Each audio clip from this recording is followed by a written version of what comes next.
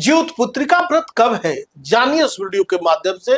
नमस्कार, मैं हूं डॉक्टर श्रीपति त्रिपाठी। ज्योत पुत्रिका व्रत न केवल एक धार्मिक अनुष्ठान है, बल्कि यह एक भावनात्मक और सांस्कृतिक परंपरा भी है जो माताओं के अपने बच्चों के प्रति निर्मल प्रेम, निस्वार्थ सेवा और बलिदान को उजागर करता है। यह व्रत हमें पारिवारिक मूल्यों, प्रेम और संयम की सीख भी देता है।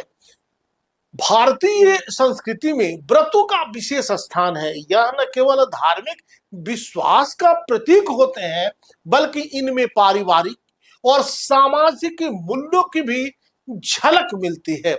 ऐसा ही एक अत्यंत महत्वपूर्ण व्रत है ज्योत पुत्रिका व्रत, जिसे संक्षेप में जितिया व्रत भी कहा जाता है। भारत के विशेषकर उत्तर प्रदेश, बिहार, झारखंड और नेपाल में श्रद्धा और भक्ति के साथ मनाया जाने वाला एक महिला प्रधान व्रत है। यह व्रत माताएं अपनी संतानों की लंबी उम्र, अच्छे स्वास्थ्य और कल्याण के लिए रखती हैं। ज्योत पुत्रिका व्रत का शास्त्रीय महत्व जानी इस वीडियो के माध्यम से।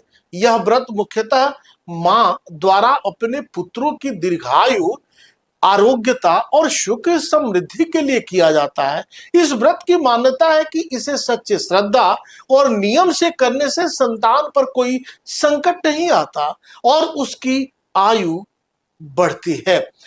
ज्योत पुत्रिका व्रत आश्विन मास के कृष्ण पक्ष की अष्टमी को किया जाता है।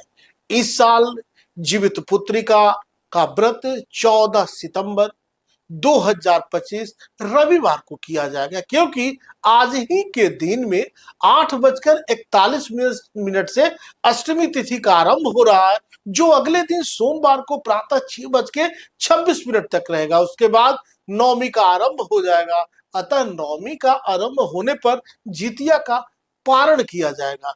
कब और कैसे मनाया जाता है यह पर्व? यह व्रत आश्विन मास के कृष्ण पक्ष की अष्टमी तिथि को रखा जाता है। इसी दिन पूजा किया जाता है।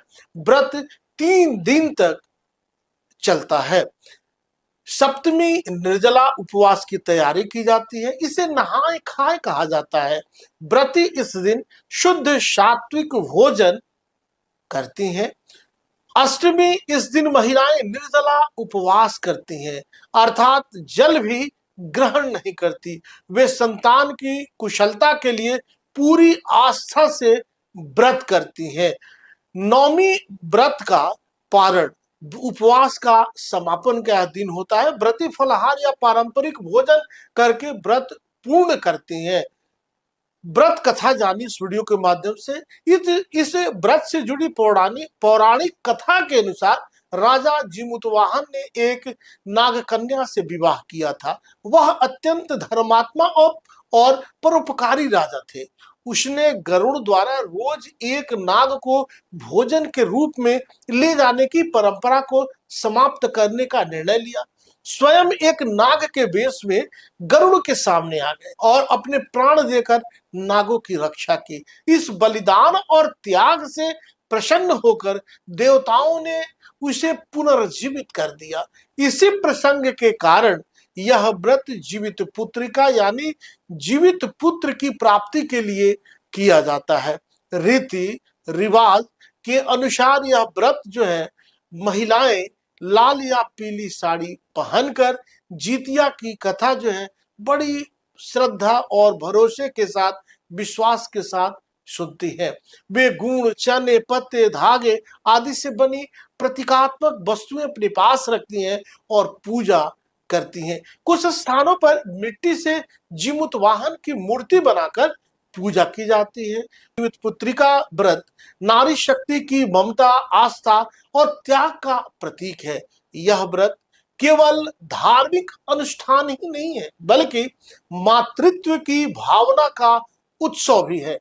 आज के समय में भी इस व्रत की प्रासंगिकता बनी हुई है, क्योंकि यह हमें अपने पारिवारिक मूल्यों, प्रेम और कर्तव्यों की याद दिलाता है।